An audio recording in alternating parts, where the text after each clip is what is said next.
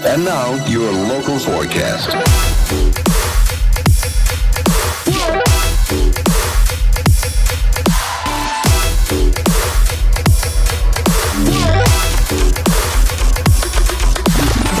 Welcome back to the forecast. My name is M4 Sonic. I'm joined this week by my co-host Chief Street and... Got a very special guest today. We've got Lazy Rich in the house. Welcome. Thank you. Lazy Rich is a DJ and producer. He's from the UK, lived in Canada for a bit, and now he's in Adelaide. He's also the CTO of Label Engine. Thank you so much. Almost right. CTO of Create Music Group.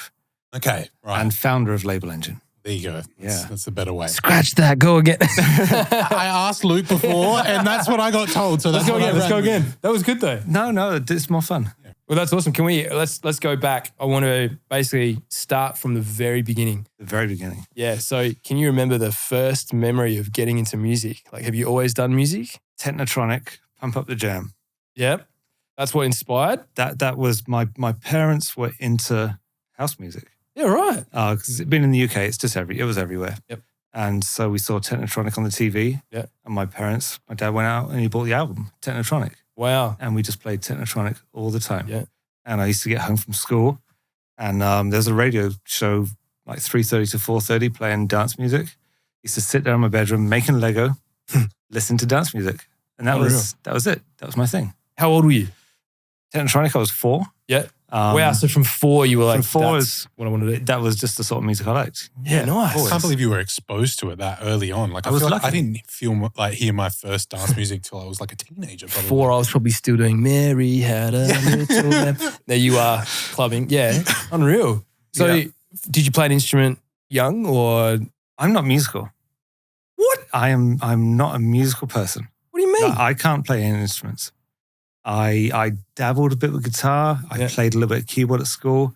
I just could never pick it up. Yeah, right. You just getting my fingers to move and hit the right keys or do the strings, it just doesn't work.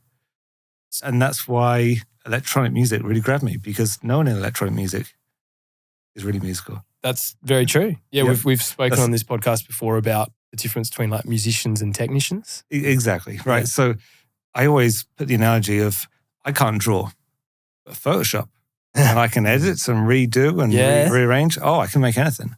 Yeah, right. It's the same with Cubase or any software. Yep. I can't play the piano. Yep. But if I have 1,000 goes to get it right, eventually I can make something half decent.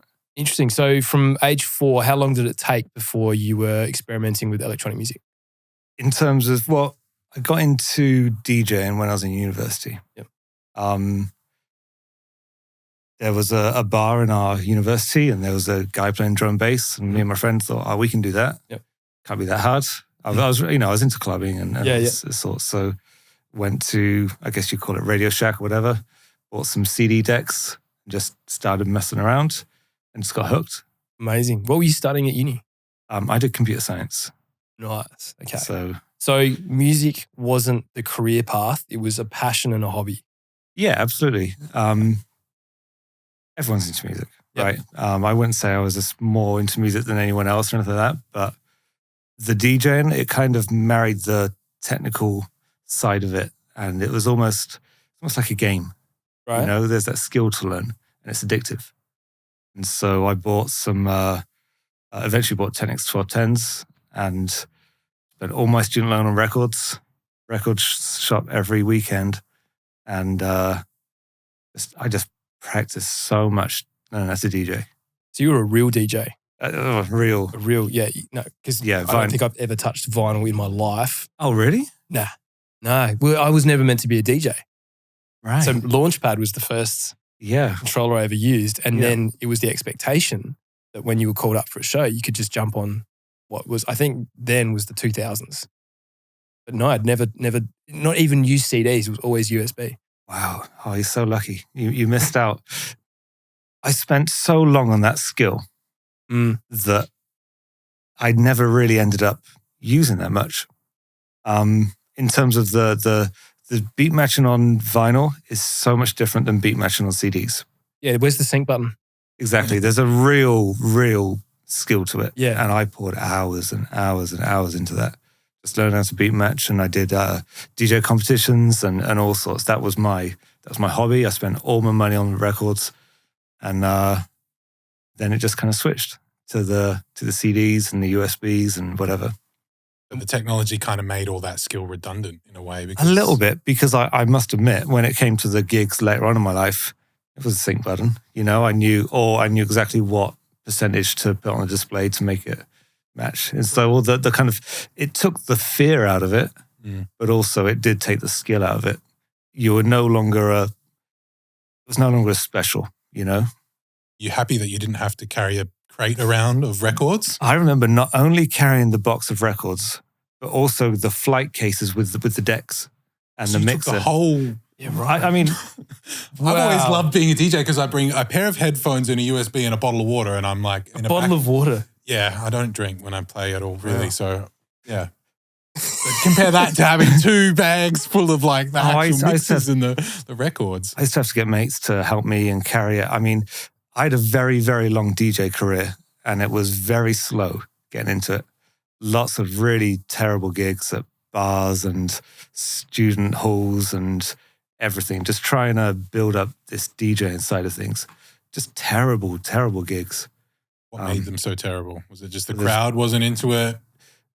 It's when the highlight of your night is that someone kind of shuffled their shoulders a little bit. That was, did you see that person there? Oh, they were they were going trying for to it. hook up and socialize, and you were just kind of spinning the records in the back. Yeah, I was playing like really jazzy, soulful, funky house at bars. That was my thing, because that was the easiest way to get gigs, right? You couldn't make it into the big clubs because you had to be a real big name, but you could probably get into the bars, some of them paid money, maybe like 50 quid for a gig or something like that. But you had to take all your gear to them and everything. It was, wow. And how long would you play for? Oh, it's those gigs where it goes for like 3 hours. Yeah, wow. Like you just background music. Yeah. Did you ever do weddings? Never did a wedding. That's a lot of DJs. Also, never did the shop. Have you ever seen the DJs in the shops? No. Oh, what, like at a... Like a cool like clothes shop or something like that. They had a DJ. Yeah. Okay. So unnecessary. So completely just... Sorry, people that do that, but I mean... I think we've got them at Culture Kings, is it? I think they've got the decks up there and the basketball rings. And I helped a friend organise, he owns a gym, to have DJs play at the gym, and no one cared. It's just not necessary. No. Yeah. Background music. It's background music, and that's what half my gigs were. But it's good practice and whatever. And so how long did you do that? That was all through university, so that would have been 4 years. And then after university, I maybe started getting to a couple of clubs back in England.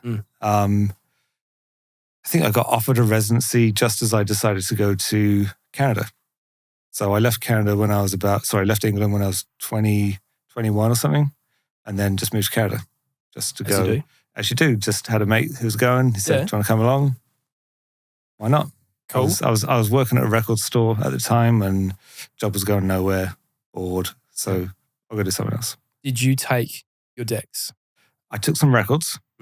I sold my decks, and then within about 6 months of being in Canada, I ended up buying some decks again because I just had to do it, you know. And that's when things started taking off. I guess I was, for a short time, I could be the international DJ. Yeah. Right? Yeah. Oh, Lazy Rich from the UK, you know? So that was my way to get in. Had a job then, so I actually had some good money to buy records. I was still doing vinyl then. Practice, DJ competitions, and then networking. So I was going out 3 times a week, meeting the promoters, talking to promoters, talking to all the DJs, demos, forums. Forums were big back then, so I would just spam the forums with new mixes, and anytime anyone replied to my post about my mix, engagement, a conversation, so the thread gets more traction, and I was just really hammering that. Yeah. So 1 year in Canada, did you notice a major difference in the music culture? That's a good question. I don't know the answer. Did you find it easier because... I found it easier. I found that maybe because I was English, I was just a bit special and I was interesting. I was the new kid on the block. Yeah. By that time, I was pretty good at DJing. Yeah. And it was just as electro was taken off, electro-house. Yeah, cool. And I really got into that and I really jumped on that. Steve Angelo was just like blowing up at the time. And I was hammering that stuff. Mixes were doing really well on the forums. Started to get some gigs. And then met a guy called Aman Hershey. And he said, if you want to get some gigs, you've got to start making music. Wow. So, okay. Yep. And he was so right. Yep. So then you started transitioning into actually creating music rather than just mixing it all? Yeah. So I met Hershey and his buddy Jeff Daniels, who I later shared a house with. And they said to me, go buy Cubase. Yeah, we've all been there. Yeah. And they just showed me how to use it. Yep. Just basics. And I just worked.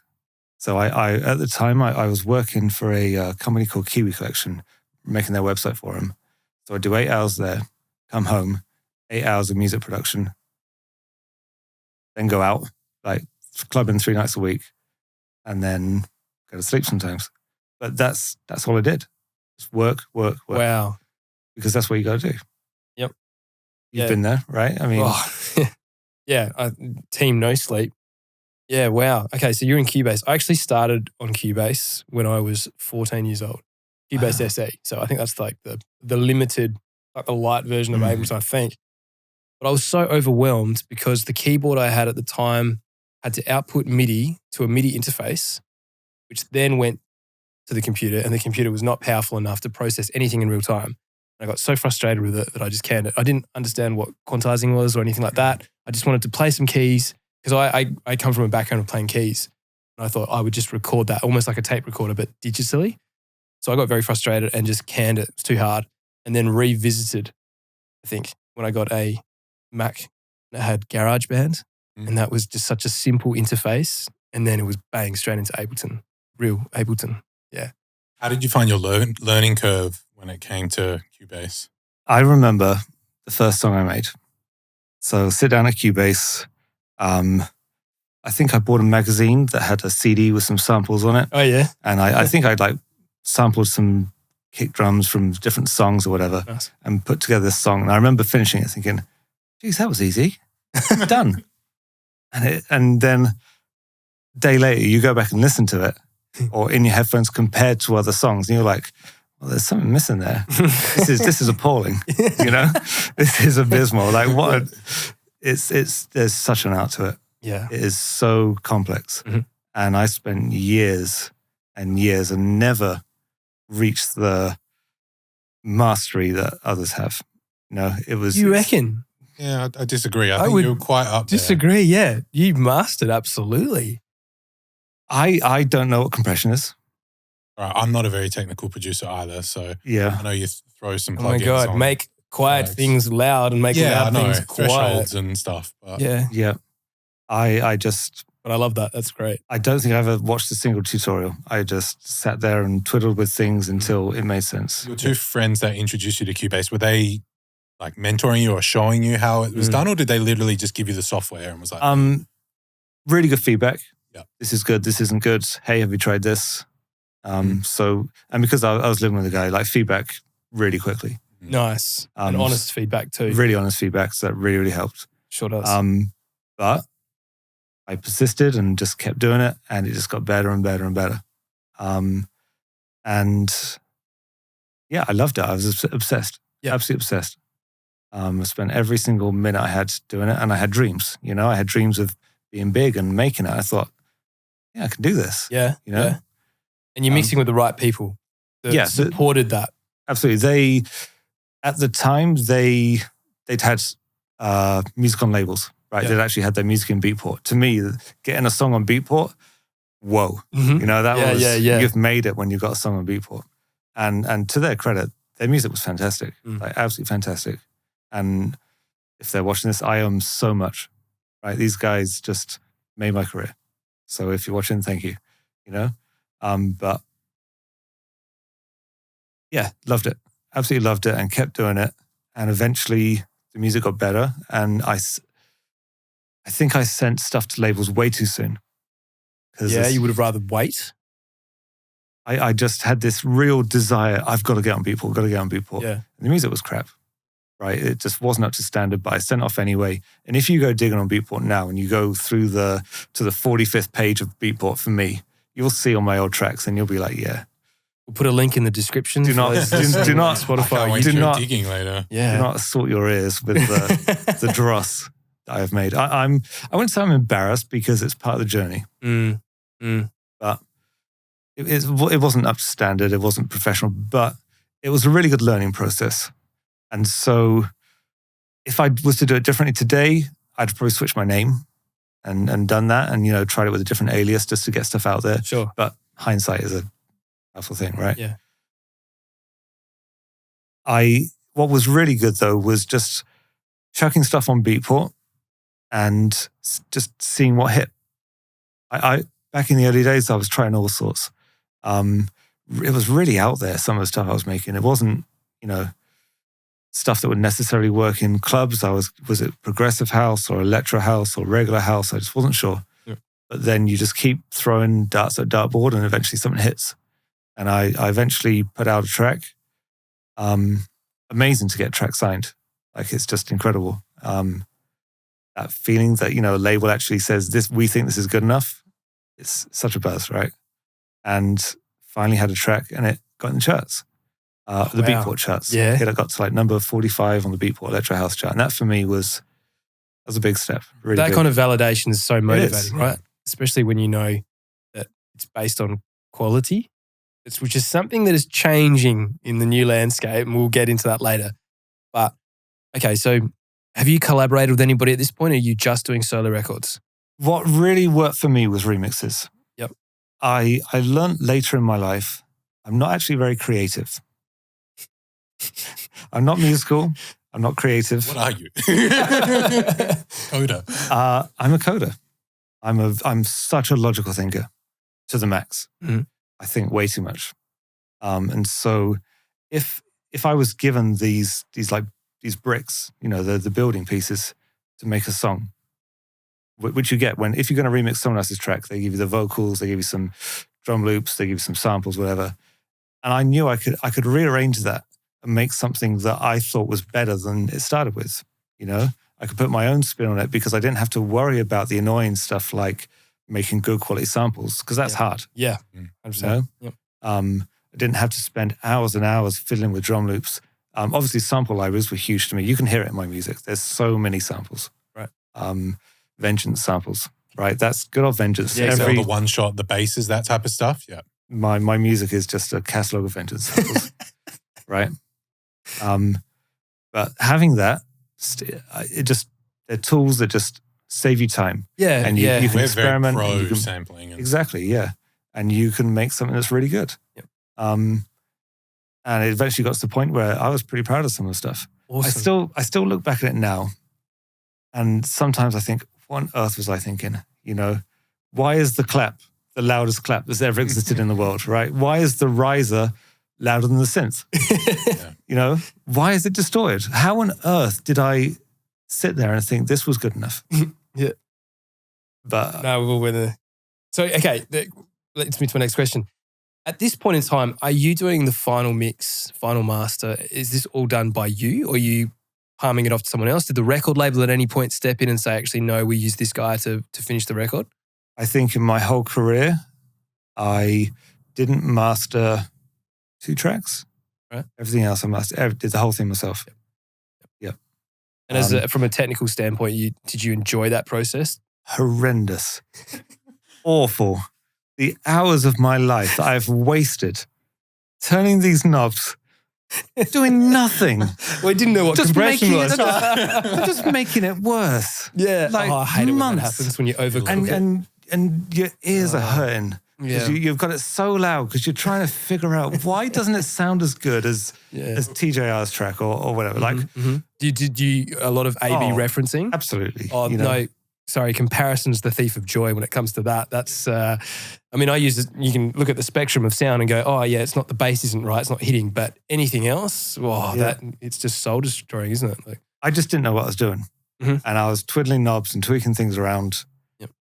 I had no theory to back it up on. I was just twiddling stuff and just waiting for it to work. And sometimes it did and sometimes it didn't. Mm-hmm. There are tracks that I've done that I think they sound really good. Yeah. You know, they sound professional, but a lot that really doesn't, you know? Interesting. Well, I mean, it's very subjective. I know there's benchmarks for loudness and understanding the basics of mixing and stuff like that, which took me the longest time to figure out because I was slap and dash. I was very much about, I really can't be bothered working on the percussion. I just want to do the keys and build the chords and then get some vocals and whatever, and the track will work itself out as opposed to sitting there and finessing. But eventually at some point in time, it's like language. It makes sense. You can just quickly identify this guy next to me on the couch, Chief, I master his music and I have to do almost nothing to it. I don't know how he gets it so balanced, considering he does most of his work not from the studio here. You do it at home. And then you bring me a track and everything is just perfectly balanced. And that's like from an objective standpoint too. That's not just me enjoying your music. When I look at it sonically as well as audibly, I can just tell it works. So some people get it. And then 99% of the rest of my clients that send me music to help in terms of EDM stuff, whoa, you're right. It's like, why is the clap 6 dB louder than anything else on this track? See, one of the reasons I never got my stuff mastered is because I produced with my entire mastering chain on the whole time. I'm not lying. That's smart though. It's I'm all madness. for it. Hey, my what computer, works? I bought the most powerful computer I could because I needed to, because I had this entire chain on the so you whole could master in real time. So mastering in real time. So you know exactly what it's going to sound like. Yeah. Which is, I don't think anyone does, right? That's just... Well, I've gone back to analog. Okay. So running through an analog compressor, and there is a delay from the time you hit space to the time that it goes and then comes back. So can't do that now. It just goes to say there's no real right way to do it though. So if you want to put a master on, you can. Yeah. And I'm not professing to being like really good at it either. I think I know what sounds good and what doesn't. And you're right. It's just tweaking until it's like, yeah, that's getting there. But I've compared to so many other tracks that have been mastered well, and you start to see a pattern. And so I look visually now at the spectrum of sound and go, wow, always about this point here that if it's in this key, that's where the kick's meant to look like. That's, so it's like a photo. So that's how I do it, referencing visually more than sonically. And then I listen back and go, no, actually it needs a bit more here. But yeah, I've got like a benchmark now, but I didn't have that for like 10 years because I was just slap and dash. But yeah. So let's keep going. So you're doing the mixing and the mastering of your records. Labels are now accepting and you're in the charts. Was there a big show that came about or a big event or something that came from that then spurred on the next chapter? So a few things happened. Let me see. I got a manager. Oh, big move. I got a manager. Big move. Yep. So one track, before that, I'd actually started my own label. Yeah. Okay. Wait. What?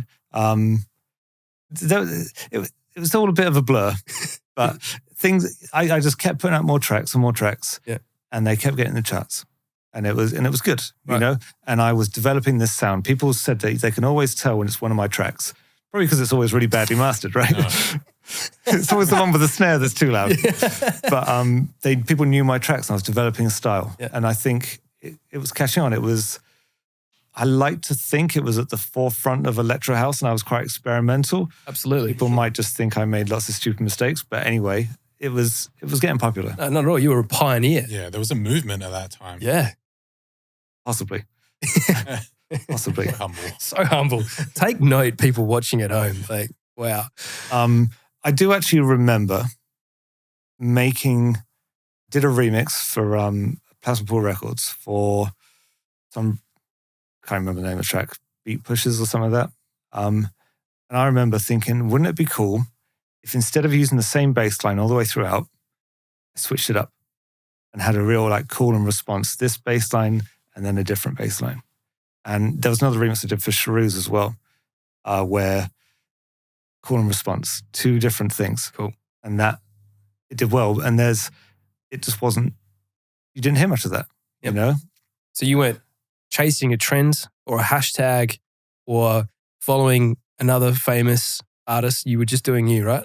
Then I was at that point. At that point, when I started the complextro type thing, just adding in more synths and making it more complex, it was interesting, And who else it was doing that type of music?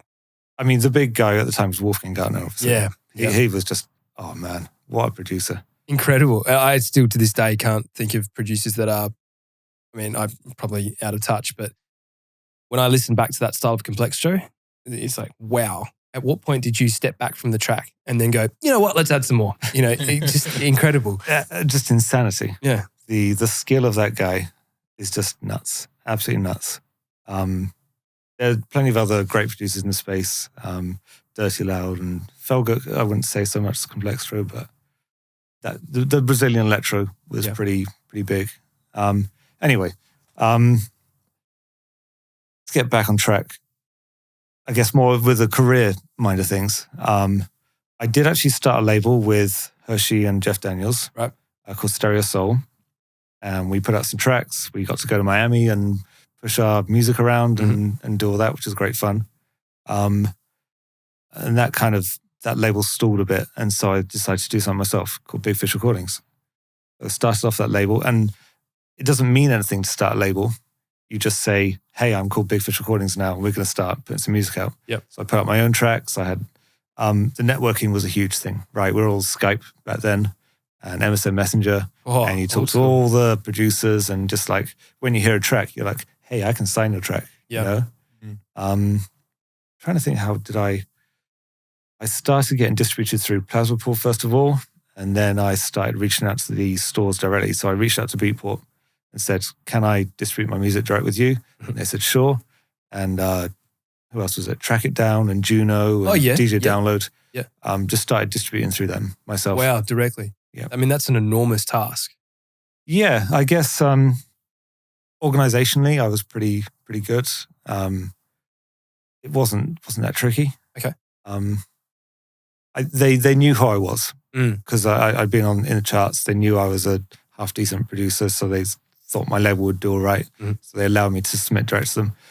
Usually, when you start a label with Stereo Soul, we went through a distributor, and so back then, distributors, what they did was they gave you basically had to fill in a spreadsheet with all your music.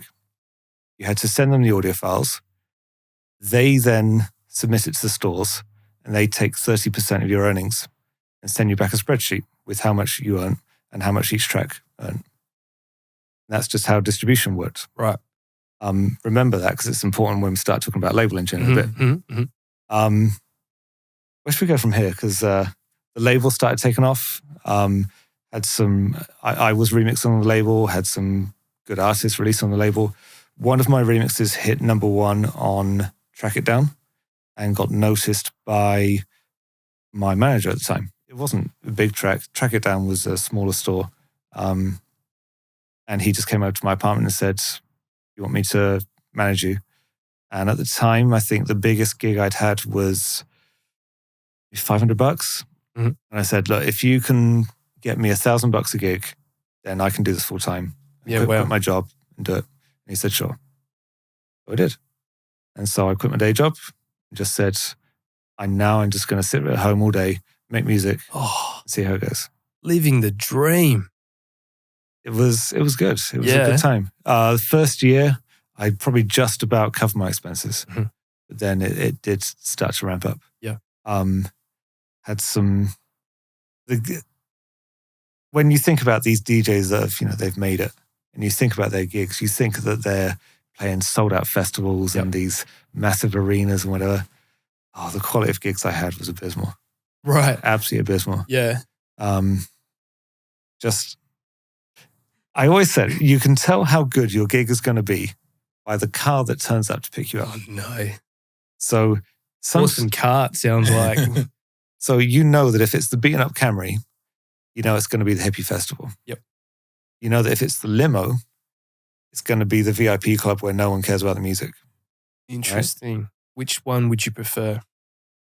I was playing to people that actually dance. That's what gets you going, right? 100%. When you DJ, you don't care about anything as long as people are having a good time. Yeah, that's right. You want people to be facing forward so you can interact with them, so you can read them, so you know what to play. Yep. I always DJ'd. I didn't prepare sets. I always DJ'd. Real DJ. actual thinking, what track should I play next? Yeah. Always did that, but those gigs were that's why you did it. I never got scared about my gigs. Like I never got stage fright or never, worried about being up on stage, even though I'm a pretty reserved and quiet guy. But I was worried about, is my gig going to be busy? Am I going to look like an idiot DJing to 5 people? Because that is the worst. And you always got to do it. You've always got to play, no matter if I have literally played to empty rooms where there was not a single person. I've got shocker stories about that. Oh, yeah. Yeah. It's humbling and it's character building. Yep. Yeah. I actually got asked by a promoter once. I landed in Sydney and it was about an hour's drive. In a similar situation, the car that pulled up was like, okay. And he drives me, and I won't mention where it is, but he drives me up to Newcastle to this venue, which was effectively a pub. And just started negging me as soon as we rocked up. Oh, not many people lined up. Oh, did you promote this much on social media? Oh, all right. And then we get in there and we go to the basement area. No one. And the residents are just cooked out of their minds playing Pokemon theme song on repeat. So they've cleared the room. There's no one there. Everybody's gone upstairs to the actual pub. It's like, well, there's no one here. Can you play upstairs? At this point in time, I'm not actually like a versatile DJ. I'm still on my launch pad with a laptop playing electro-house and dubstep and whatever. I'm like, I can give it a go. So I start playing upstairs to old mate who's just finished, in the pokey room that's come out to have a pub meal and eat his dinner and whatever. And I'm playing hard music bangers. Like Melbourne Bounce was really popular back then. Anyway, promoter comes back up. He's like, mate, can you just dial it down a little bit? And some of the girls want you to play Kesha. I'm like, I'm not your guy. And he's like, no worries, mate. Let's wrap it up. I'll get the residents back on and I'll take you back to Sydney. So we get in the car. We're driving home. He's like, so any chance we can get a refund? Old. It was the quietest drive home. I remember just sitting there thinking, what do I do in this situation? Like, no? Yeah, no. But yeah, we've all been there. Humbling. Wow. There you go. I'm shocked. That is an experience and a half. I haven't told that story. I've never been publicly asked for a before. refund. I got asked for a refund. I don't even feel it was my fault. Like, I rocked up to do the job I was meant to do. And yeah, but this is the thing. And it was a steep learning curve. I had imposter syndrome massively because I was not a DJ. And in fact, I'd probably lost a bit of support from my hometown here in Adelaide because I hadn't done the whole residential thing and, earned my stripes and gone up the ranks before then having an opportunity. It was just blew up on YouTube, all of a sudden taking main stage slots and people going, who is this guy and why? And so rigid in I can only play what I've prepared in Ableton on my controller. So yeah, there were times where venues weren't at capacity and you needed to tone it down and I couldn't. So I just owned it, just went for it. Hit and miss. I've learned since. Now I'm a DJ. I can play to a crowd. Yeah, flexibility is a really strong thing. Yeah. I played such a wide range of gigs. The VIP clubs were always the toughest, Yeah. Where you get a lot of requests. You get a lot, and I could never do the requests, but you kind of try and play. I could never bring myself to play music I didn't like. Sure. I had to like the song. Yeah. Now, whether it's a remix of a popular vocal, that's always the go, right? Every big pop song that comes out, there was like the Rehab remix or something like that, and you can play that. Thank God though, because nowadays when you have to play Justin Bieber or Ed Sheeran, you're like, oh. Yeah. So you've got your VIP club folder, Nice. and you go through that. And sometimes these gigs go on, and you're like, I'm out of songs. I've played the same song twice. I've never done that. Oh, okay. Never played the same song twice. You're not a real DJ. I am now. I'll do it next time. I have played the same song twice immediately after the last song. That's good. Wow. That's was quite that by a request or was that No, just... that was by drunkenness. Yeah. Oops. Wrong cue. Yeah. That one was the same one. It's still loaded up. And okay, at this stage, are you still on vinyl or have you gone across to digital now? It was CDs. Yeah. CDs for a long CDs. time. Okay. So you've CDs got for a the long CD time. sleeves. Yeah. And you're rocking up with a big folder. Yeah. Wow. I mean, that's a ton of preparation, right? Yep. We're burning all those CDs and downloading from Beatport. Yep. Trying to get across the border into the States. with your big folder and your headphones saying, "Oh, I'm just going for a mate's wedding." Yeah, that was always fun. Oh, that was the most nerve-wracking thing. Yeah. Going down to the States. Interesting. DJing. Even just from up across the border. I mean, it's a big deal when you've done a 14-hour flight. I rocked up with a flight case full of launch pads. And same thing, customs officers. Why are you bringing gear in? And I, at this point, I'm on holiday on the ESTA visa. Like, just going to a showcase event and wanted to bring this equipment. And all right, you need to come answer more questions. Wrong thing to say. Like, yeah, it's nerve-wracking, hey? Yeah, I attended so many weddings. So many weddings. Yeah. Same. I was just so popular with the weddings. Yeah. Then I got my visa. Yes, exactly. Yeah, right. You had a lot of remixes as well, but I noticed in your catalog there's a lot of collaborations as well. Can you talk about how they kind of came about? I know there's a couple notable ones, the one with Porter Robinson, Chris Lake. There's a story behind those? Because collaborations are easier than originals. The same You note get of the remix, yeah. You get the inspiration, you get someone to work with, you get parts, you can play around with it and you can get that immediate feedback. And I just found that my productions were better when I worked with someone else. So was your collaboration then second to the project, not first? Were you giving a project to other collaborators or were you receiving? Changed both ways. Okay. In some cases, you start off with an idea and send it back. My favorite ever collaboration was with Hotmouth, John Pedinato, a track called Flash, which is probably one of my biggest tracks. And that really was just a back and forward for a good 6 months. Yeah, wow. Back and forward in this track. And I think that is the track I am proud of most. Yeah, cool. You know, we'll put a link to that one. Mastering on that one. You did that? I nailed that one. Yeah, I'm really, Nice. everything in that track I'm just like super proud of, you know. Other tracks, the one with Porter Robinson, I'm going to come clean. He did most of it by a long way. Yeah. So, We've all been in that situation Yeah. where, if it sounds awesome, you're just like, we're going with that. yeah, absolutely. No need to send it back. Like, it's done. Yeah. Sometimes, you know, it's just mainly organization and prep and align the vocalist and some touching up and some mastering. Still a team effort at the end of the day. Yeah. You know? It wouldn't have come about had the collaboration not started. The hardest thing with collaborations is the discussion around whose name is going first. Oh, yeah. Is it just, how does it go? It's a free-for-all. And Yeah? It's never discussed at the start, unfortunately. It just That's doesn't when the happen. managers come in at the end, And right? then the managers come in. It's Or like, label's like, well, it's our boy. It's going on our label, Yeah. so it's his name first. so typically it would be either the person that did the most work Right. or the person who is biggest and most prominent. Mm. You know, so the Porter Robinson one, he was big at the time to me, so he went first. Right. The Chris Lake one, he went first. Correct me if I'm wrong, it wasn't until maybe 4 or 5 years ago, or maybe more recent, that Spotify, I think when you uploaded it was whoever's name was first, that's how it would appear. I think nowadays it doesn't matter as much. I think it can switch. Is that correct? You can define the order when you upload it. Oh, can you? Yeah. Right. Yeah, it's been a while since I've had much to do with the label, Luke. Sorry. But yeah, that I've always been pretty relaxed about it. Unless when I was signed with Ultra, it was sort of like, no, I've come to you with this opportunity to be on Ultra, my name first. But yeah, sometimes an awkward conversation. Really, really awkward conversations. Managers involved, managers shouting at each other. Really nasty, horrible conversations. Which is bizarre, right? Because like, Yeah, just a name and an artist name. Did it matter to you at all, or? To be honest, it did. You know, I wanted, if your name's first, people say, oh, well, it's the Lazy Rich track. that's fair. It's a very valid call. Yeah. Those collaborations, were you mostly all done online? Did you ever get in the studio with people, or? Yeah, I did on a couple of occasions. I never really got much out of working in a studio with people. I just found I did better when they would send over the stuff and I could just focus on it for a few days and play around with it. So having the pressure of you're in the studio now and you've got to do something. I actually had a pretty big producer fly me out to Miami or wherever it was to go in a studio with him and sit there.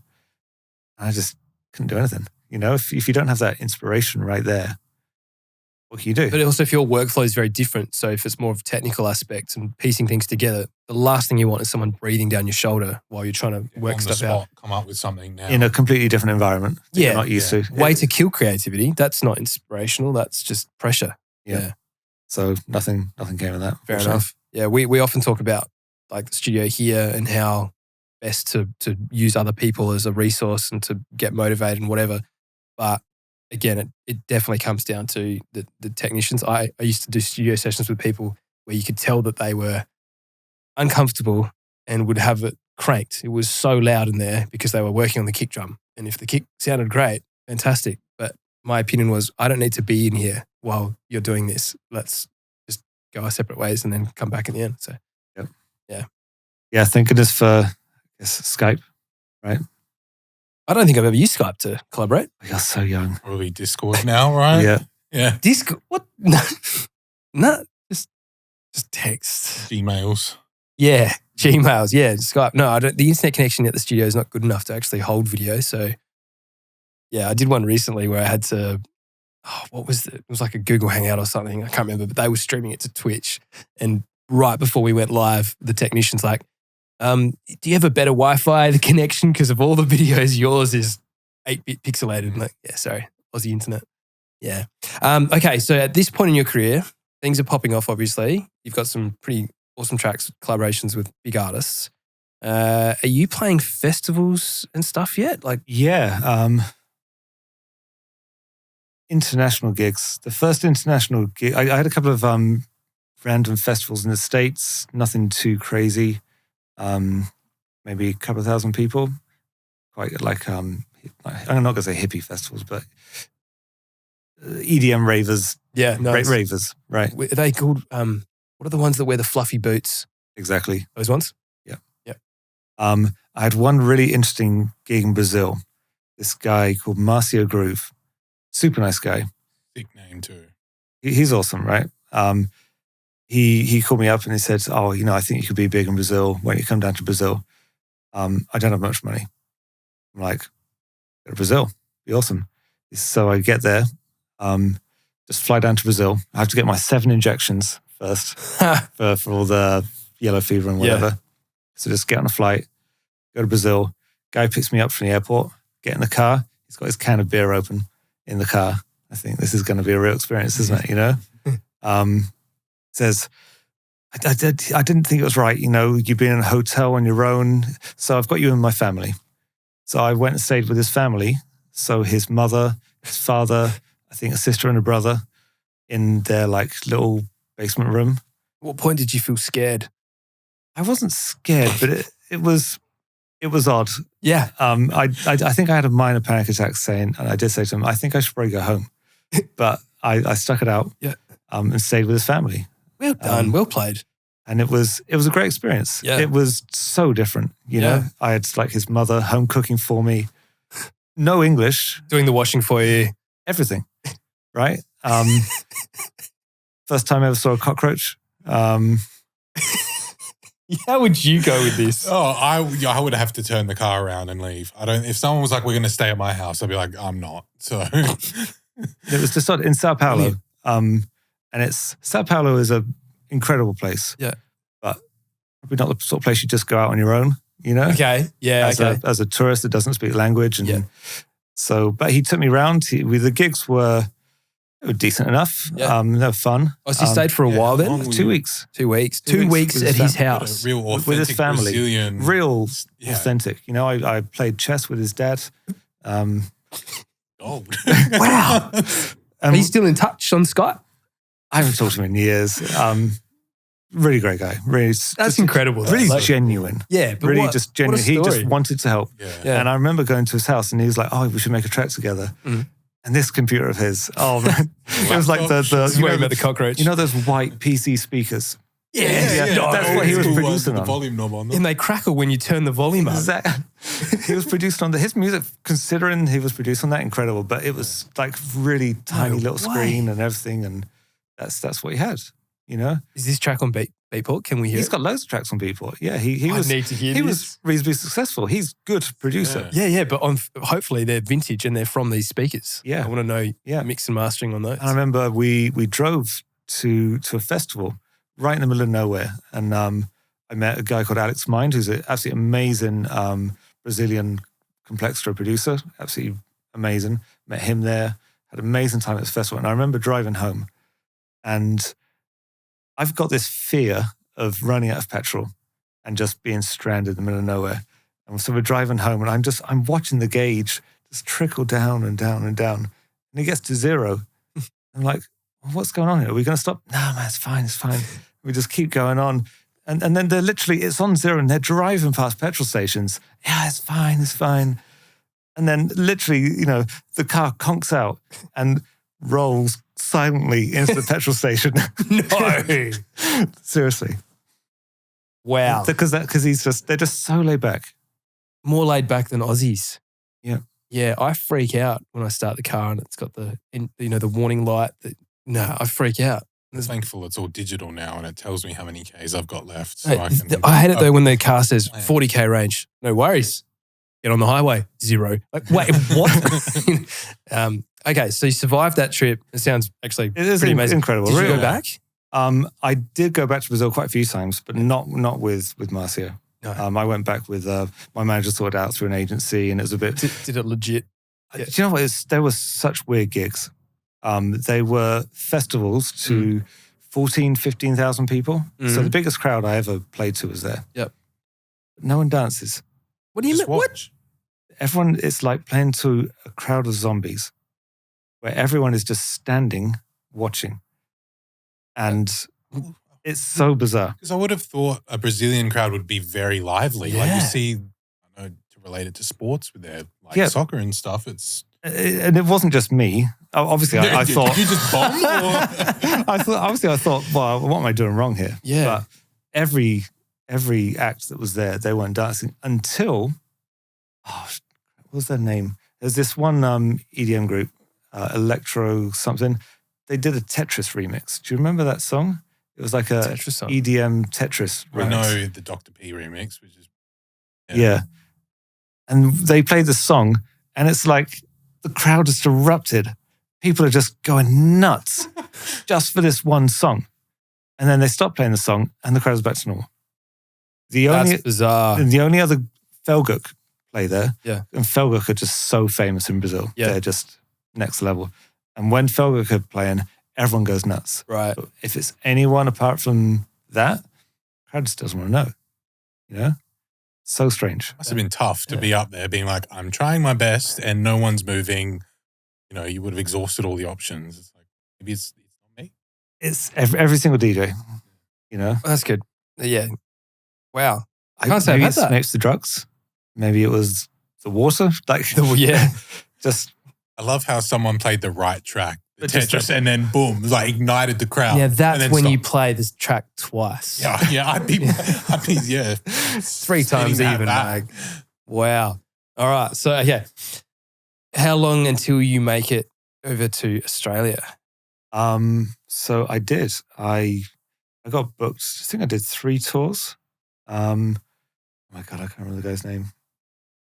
Terrible. In Sydney. Mhm. One of the DJs there was called Vengeance. Guy called Mark Diver, maybe.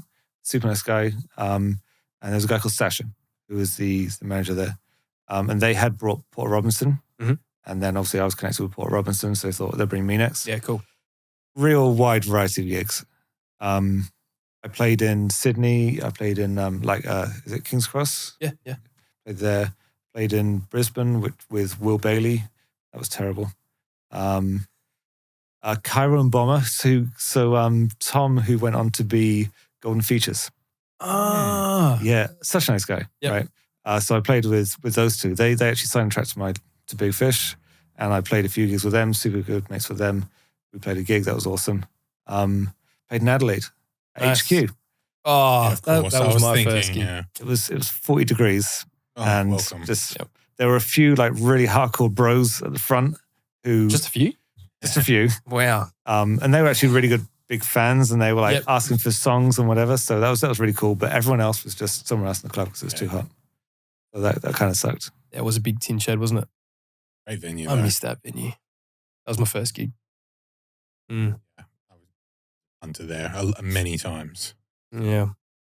Missed that. When that venue shut down, I feel like that was the start of the domino effect. I mean, I don't know if you've heard recently how many other venues have shut just in recent times, but not great times for Adelaide, but in some way the refresh could be quite exciting.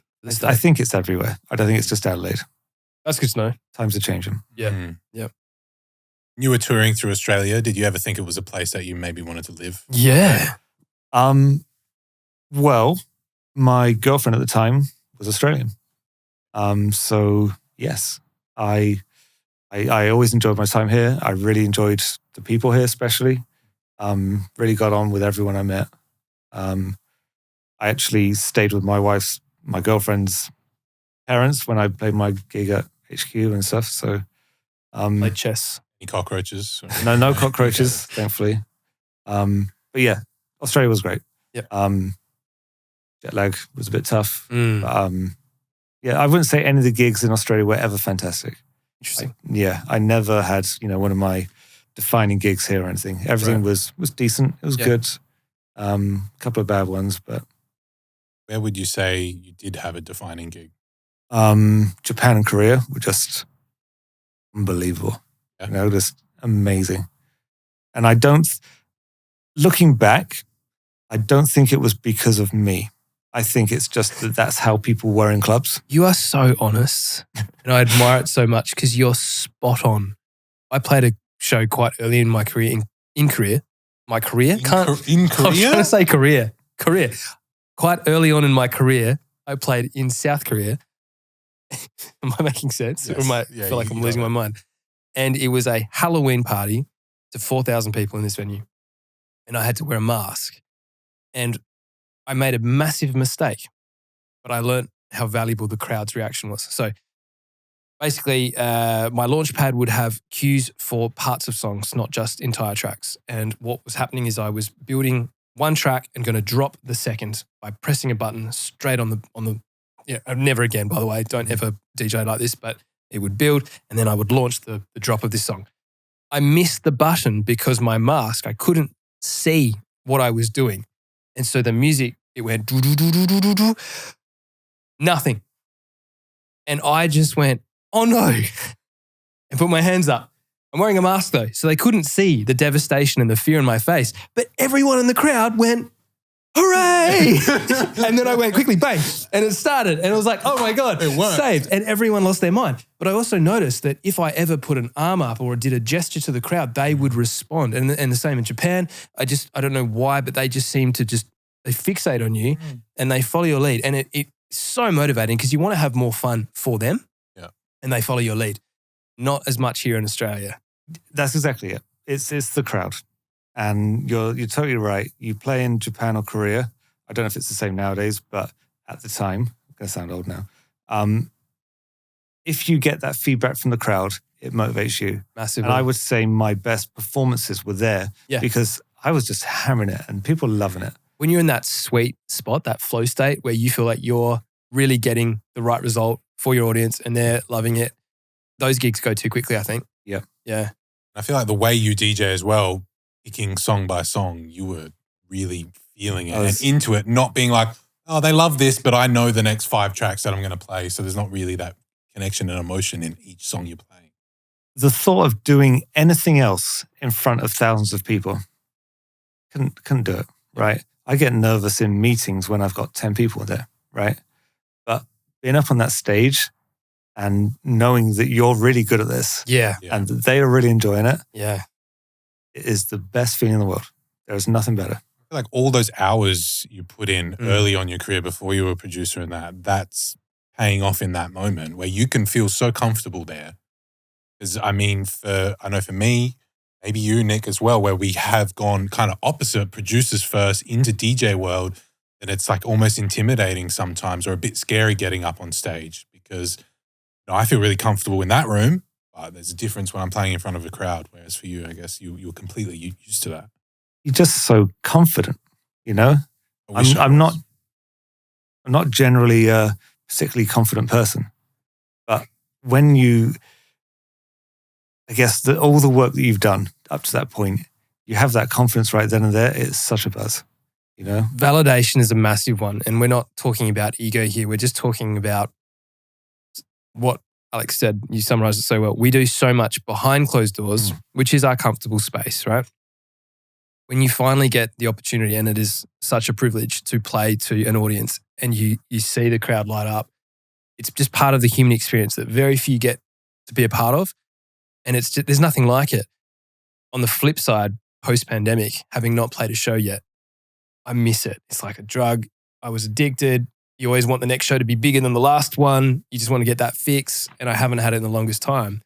And it actually did play a small role in reevaluating my values and who I am as a person and self-worth and things like that, because I wasn't in the limelight. And even on the internet, and again, I'm still not talking about ego, it's just being able to have the two-way engagement with an audience. It's a wonderful thing. And now I post a status and it's like crickets, and you put out a song, unless you promote it in a certain way or you have considerable backing, and we'll get to this later, it's very hard to have the same effect. Yeah. Times have changed. Times have changed. Yeah. Yep. We'll probably get to this later, or if we have time, whatever, but going from that DJ career where you have that feedback and it's going well and people are, I've had gigs where people after the gig are cheering my name. Incredible. Right? Yeah. How good. How good is that? Yeah. Right? I know. And then you go from that to a more sedate career. Yeah. Or you deal with the challenges of fatherhood. Oh, yeah. Right? Yeah. It's a very different, isn't it? Different experience, right? Very different experience. It's a different team, no sleep, but it's nowhere near as fun. It is so challenging. It's a different kind of fun. Yeah, it's a great fun, trust me, but it's a very different fun. Yeah.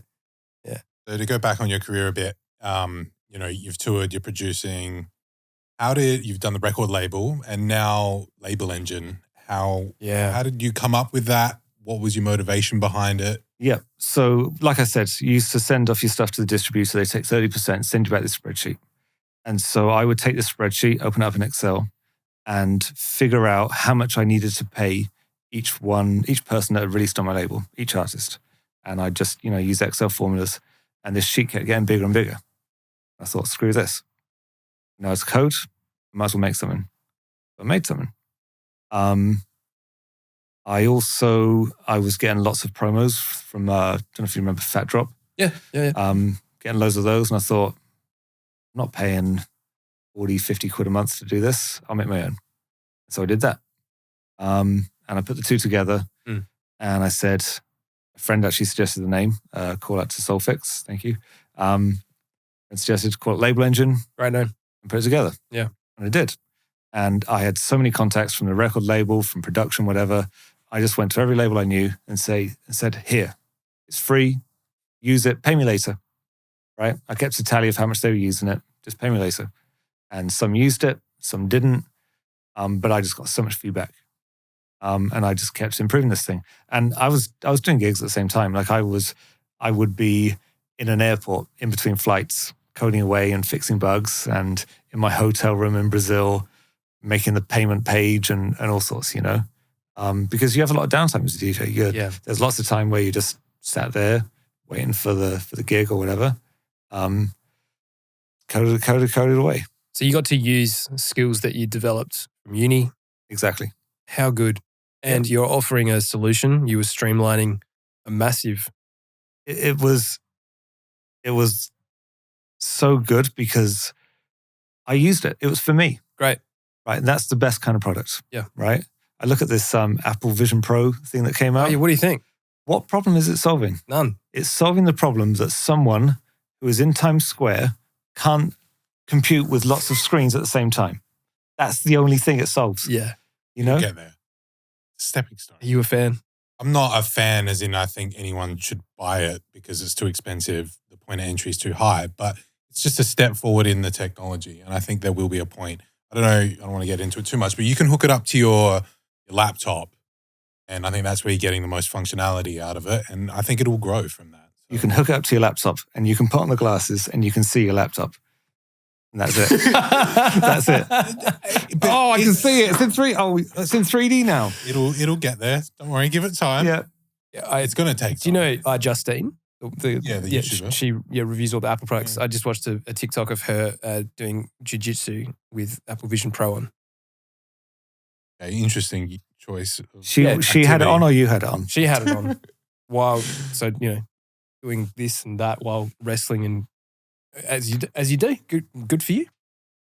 Yeah. Don't know what the point of the video was. I think it was to showcase that you can do it, but like So solving the problem that doesn't exist.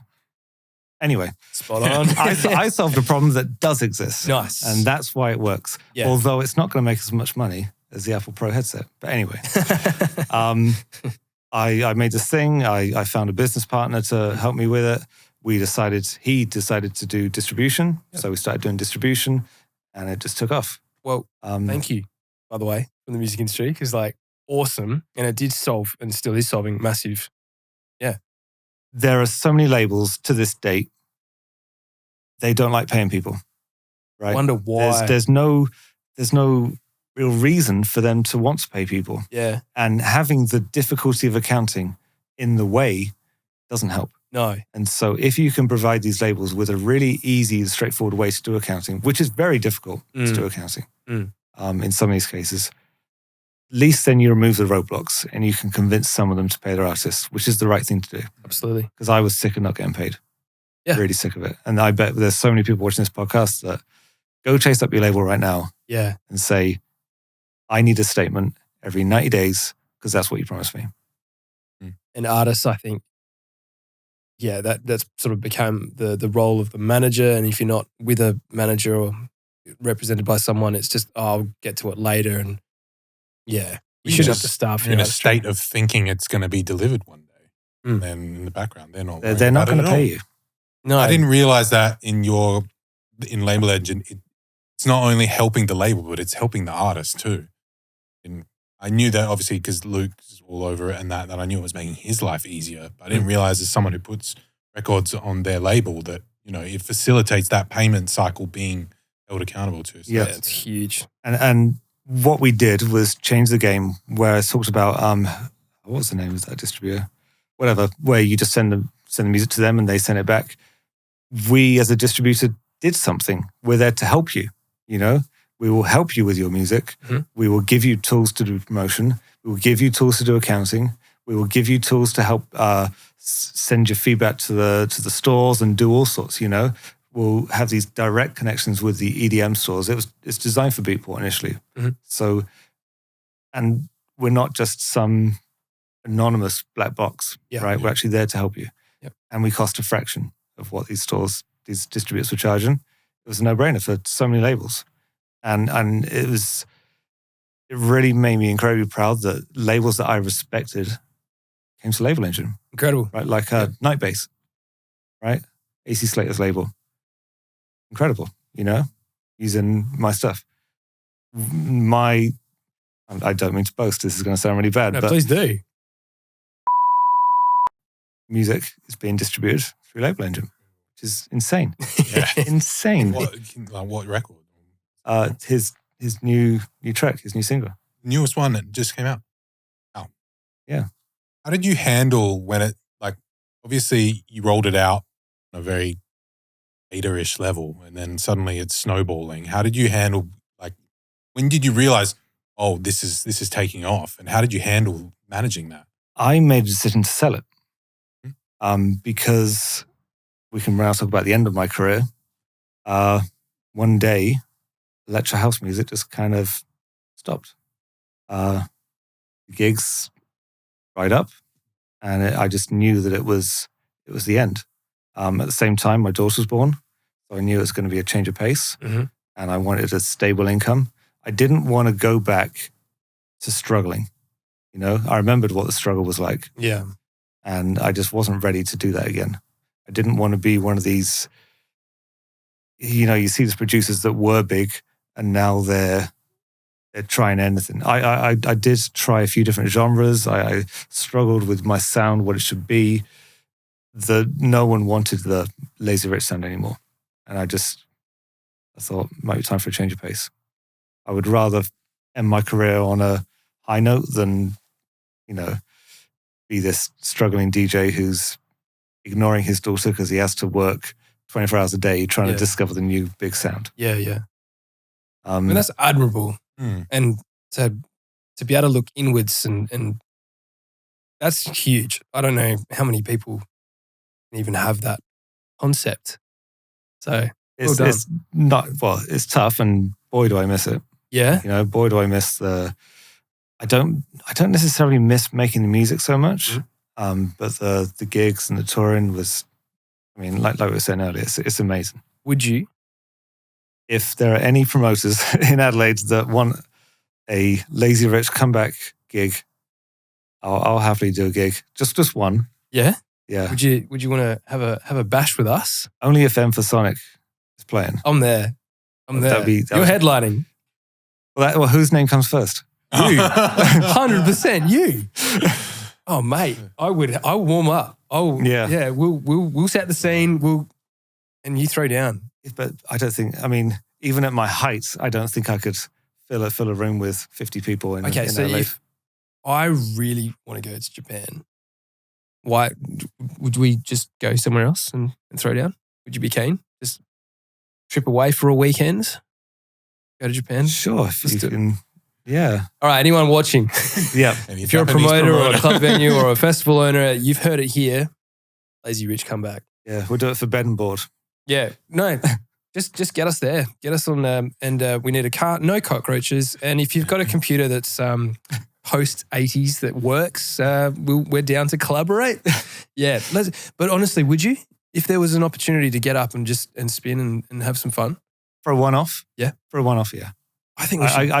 I couldn't do it to just say, I'm going to stop my label engine create music group career. Yeah. And I'm just going to go DJ again. I couldn't do it. Yeah, sure. It just wouldn't be fair on my family. And I don't think, I think you have almost the luxury that being in the royalty, I think you could just go, one show a year, just one, and throw down. It would be interesting. I'd say that. Right. It'd be very interesting. Global League and Friends, Luke's off camera yelling. I think this is a must.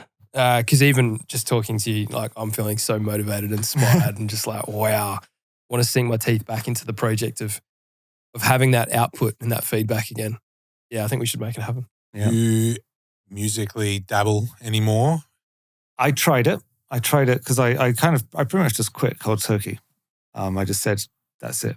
You said you just deleted everything. Deleted everything, it's all gone. So you don't have hard drive, archive. No, it's gone. Was that a ritual? That's like what? Incredible choice to make.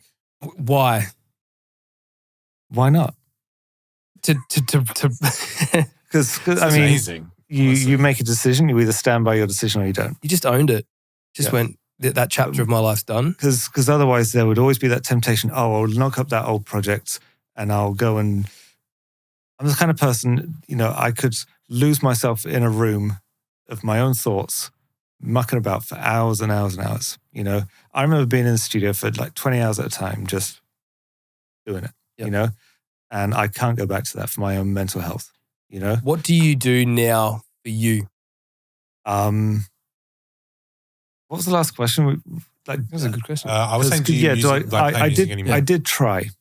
I did set up like with my laptop with a little keyboard, but trying to be creative when you've only got 3 hours before lunch or before your next meeting, you can't do it.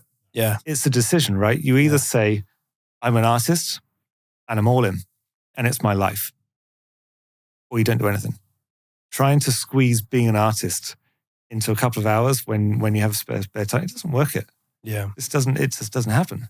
I understand that acutely. We both understand that acutely. To hear, really. Yeah. I've had times in my life where I've had all the time in the world, and that's when I felt the most comfortable to do anything creatively. Now, currently, you're an adult. I'm an adult, and I've grown up a lot in the last few years, and I don't have a ton of time. And I get those windows. I had an hour and a half before this happened, and what did I achieve? Not really a lot, but I'm trying to stay into it. But you're very right. It's very much an all-in, or it's hard to be half-half. Yeah, exactly. Yep. Yeah. So that's my thing. If I couldn't be all in, I didn't want to be in at all. You're an all or nothing, like me. All or nothing. Was it difficult hitting delete on everything? No, I'd made my choice, and that was it. I knew that I couldn't go back to it. Wow. I as a father, I've made my choice. And that's very strong. Oh, it's so admirable. That's unreal. Well done. I did like Nick's question before. So when you need to have some you time, what do you get up to? With my kids, Mhm. first off. I have a sports car Yeah. that I take to the Bend and Marla. Nice. I love doing that.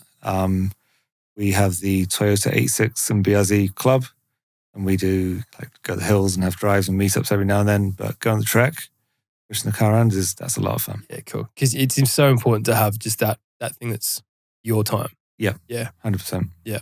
And that's now one of the things I pour my attention into when my car isn't broken. I broke the gearbox. Good, you're pushing it hard. Just yanking it too hard. Yeah, good. I'm glad you're not just, gently going around corners and whatever. No, I all or nothing. Yeah, nice. And in some of my research before tonight, I was looking at an old Reddit AMA that you did from about 9 years ago. And 2 questions. At the time, you said you're a big fan of the Food Network. Are you still consuming food-related content? No. What happened? Food Network is fantastic couples TV because it's completely inoffensive. Yeah. Right? There's no opportunity to really feel strongly about anything. It's just content that you can just watch very passively. Yeah. Mm-hmm. We did used to watch a lot of Food Network, and now we have children and we have to do things with kids. Yeah. Also, sleep is just so rare. Sleep is rare. You take any You time. know, I've really, over the last few years, I've really been fulfilling my potential as a miserable old git. Just nailing it. I've been getting old for a couple of years now, and I don't recommend it.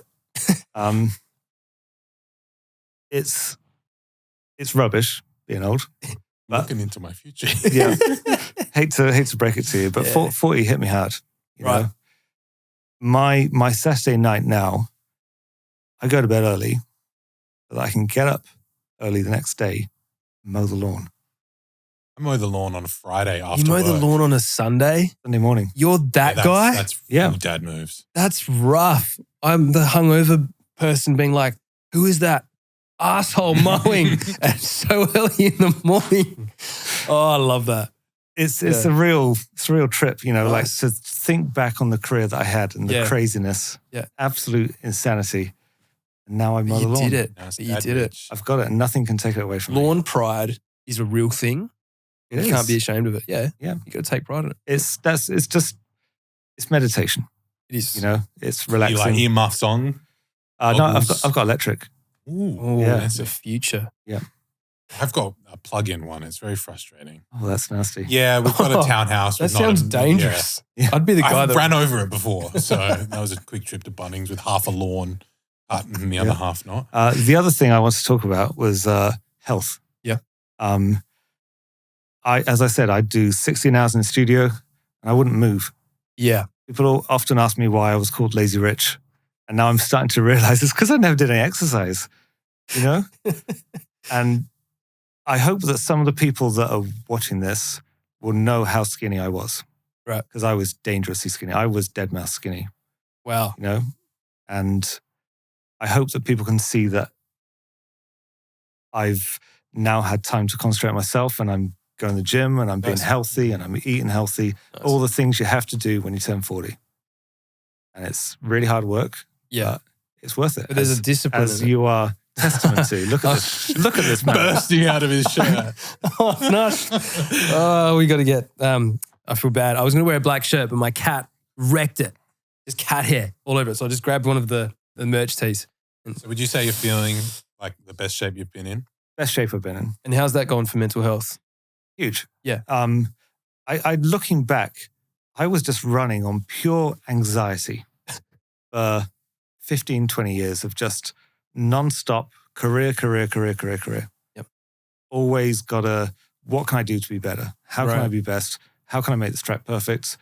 Just thinking about work all the time, like a mad professor. Yeah, a yeah. mad scientist, And it really took a lot to kind of, you're on this track for like 20 years of just work. Yep.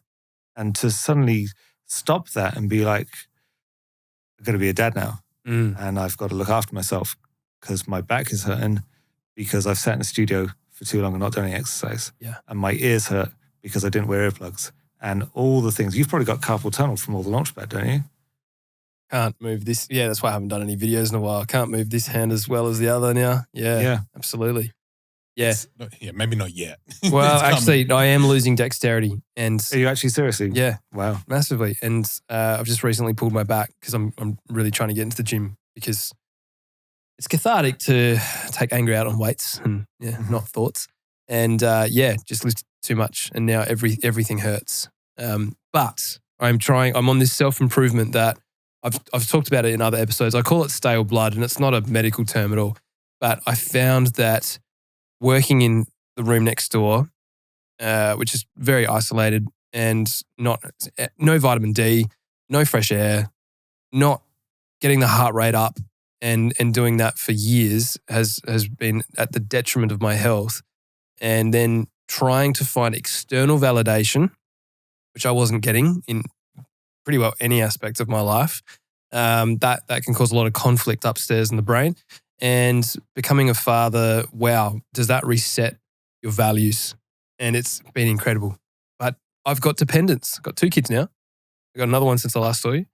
And my priorities are not solely on me. However, I need to be the best version of myself to be the best to them. And that's going to have a profound effect in everything, business, music, how the studio operates, the label, everything. So, I've had to grow up a lot. Massively. So kudos to you. I toyed with the idea of writing a date on a piece of paper in a sealed envelope with, I will close the M4Sonic project down on this date, regardless of how famous it gets or whether I'm about to close Tomorrowland, which is the dream. And it's like, nope, actually, sorry, I quit the week before. Like I've written it down. I've toyed with this idea because I think somehow I've taken it a little bit for granted when things were good, and not realized how hard it is to maintain. Like once you get to a certain level, and I'm sure you've lived this, there's a maintenance cycle. It's not just getting there, it's actually maintaining it. And then how do you build from that? What's the next stage? And when you lose momentum, I'm at a pivotal point right now where I'm dangerously, comfortably uncomfortable. And I'm not sure the next step. So this podcast has been a massive one. It's keep skin in the game, keep making content, keep collaborating in a different realm with other people that have lived it or are aspiring to live in it. And it's been hugely motivating, but who knows what the next 10 years looks like. Is this podcast just basically going to become self-help for failed producers? I think I just got called out. An avenue in that, I reckon. I just got called out. Myself included. No, just vent sessions with therapists. Yeah. Interesting. Like, because who decides on the point of failure? There's no failure. Nice. Because there's no, what does it mean? It's the only thing that matters is that you wake up in the morning and go to bed at night, and in between you do something that makes you happy. Sure. That's all that matters. Yeah. Right? Yeah. And so success is whatever you define success as. Yeah. It's absolutely. not what the world says success is.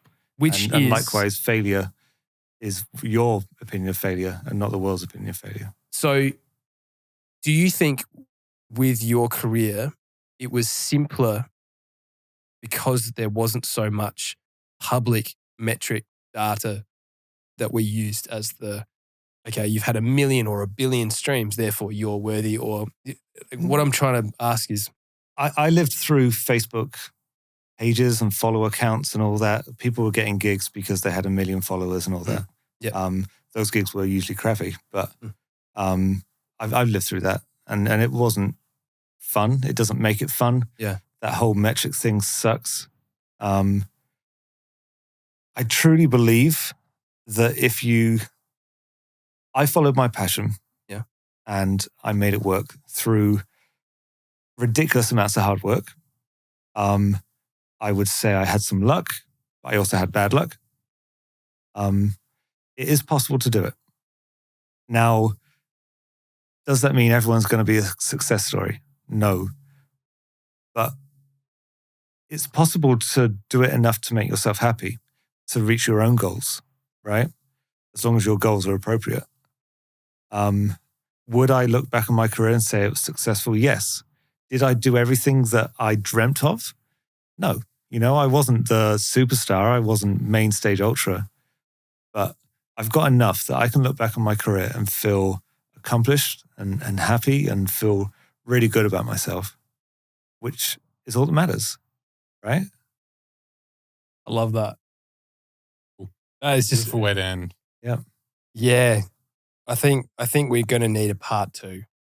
If you would be happy, Pearls of wisdom, nonstop. if you're happy to come back and we chat more about some of the topics and more to do with your career at another time, because I think that you just summarized it perfectly then.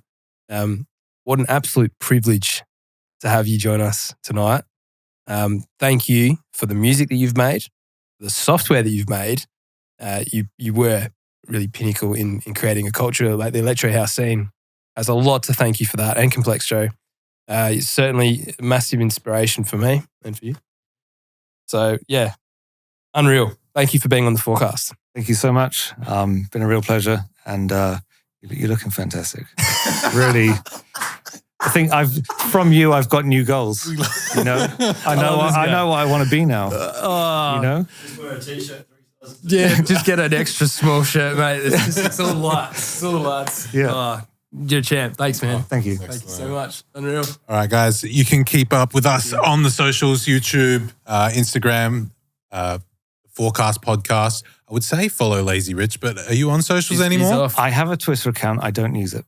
Well, I deleted my Facebook. I kept Twitter because I was going to say you deleted everything else, but What's you held your on to Skype Twitter. yeah, I'll give my MSN. Okay. Yeah, MSN. Don't bother with me on socials because you won't get anything. Follow us, and then we will tell the world of when you make your return. There we Or go. comment on the YouTube and the video, and maybe Lazy Rich will just be Yes. Love lurking that. in the background. Love that. All right, until next time. Thank you for your time, mate. We really Thank you. appreciate it. Appreciate it.